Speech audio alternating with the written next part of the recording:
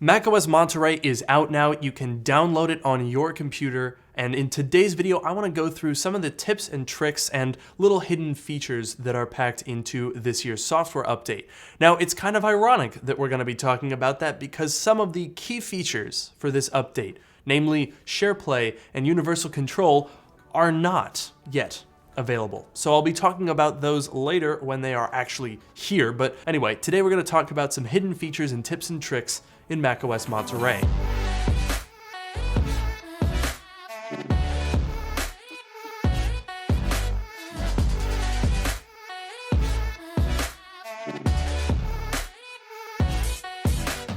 So first things first, if you want to run macOS Monterey, then you probably want to know if your Mac is supported. If you have a MacBook Air, MacBook Pro, or iMac from 2015 or later, you can run Monterey. Same goes for the 12-inch MacBook from 2016 and later, the Mac Mini from 2014 and later, the Mac Pro from 2013 and later, and the iMac Pro. Tragically, for some reason this year, Apple chose to drop a number of 2013 and 2014 devices that were supported under macOS Big Sur, for example, the late 2013 and mid 2014 MacBook Pros.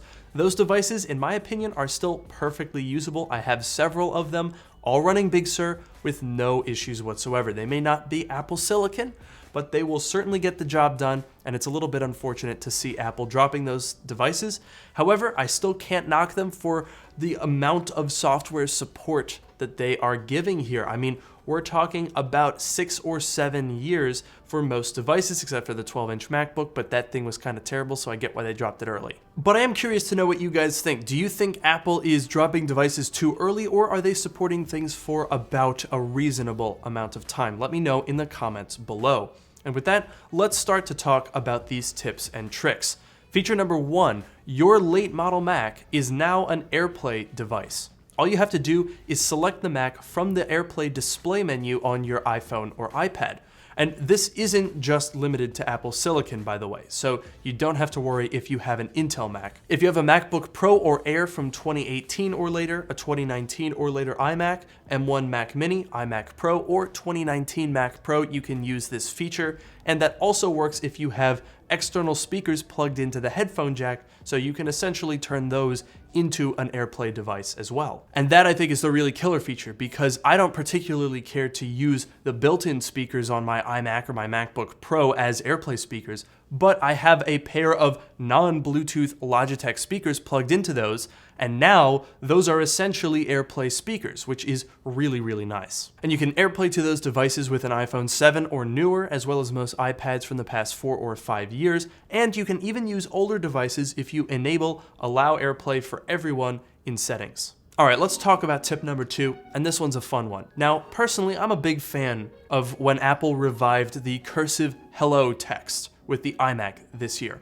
And they brought that to the startup screen when you install macOS. Fantastic, love that. Well, guess what, folks? Now you can have that as your screensaver too. If you go to System Preferences and set up your screensaver, you can choose between soft tones, spectrum, minimal, or all themes, and you can also set it to match the color theme you set up on your Mac. And speaking of colors, that brings us on to tip number 3. Are you tired of the old boring black and white mouse cursor? It's been around forever, literally like 30 years, and it is boring.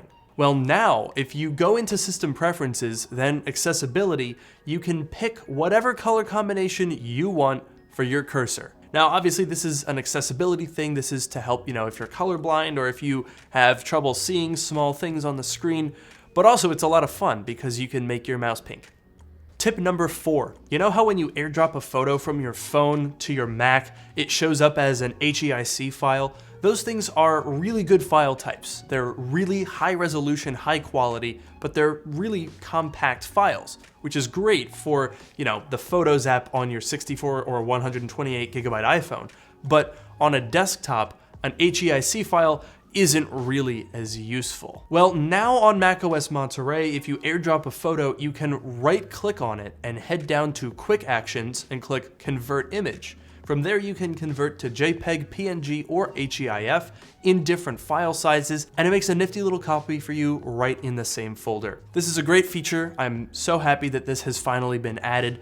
And I also like that you can change the file size while you're at it, because that will make things a lot easier if you have an upload, for example, on the web where it has a file size limit, and then you can just kind of take care of that right when you convert the image. Super handy. Tip number 5, this one's a little tiny nugget. It's just a little helpful thing that might show up from time to time. If you open up Quicktime Player, you can now change the playback speed if you click the little side arrows on the play bar. You can choose anything from 0.5x to 2x speed. This is great if you are bored and you want to watch the Apple event again, but you want to watch it twice as fast.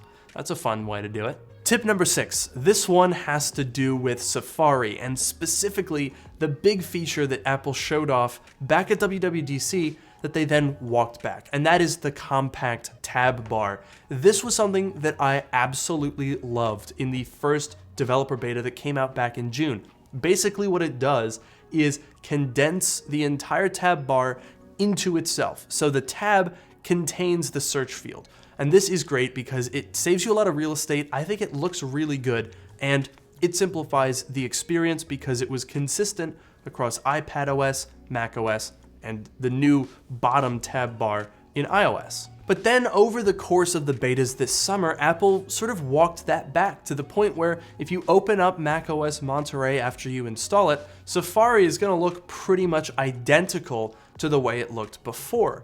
And you might say, oh man, that sucks. I really wanted this new compact tab bar. Well, fortunately now, in the full release of macOS Monterey, if you like the compact tab bar, you can get it back. Just go to Safari Preferences, click on Tab, and then you can enable compact tab bar. I'm personally a huge fan of this because it shrinks the tabs up and out of the way, it gives you a lot more screen real estate, and that's especially helpful on 13-inch devices. So I'm a big fan of it, but I'm curious to know what you guys think. Do you like the compact tab bar? Do you not like it? Let me know in the comments below. Continuing with Safari, we have tip number 7. Now, one of the big things that Apple showed off at WWDC across all of its major product platforms is shared with you.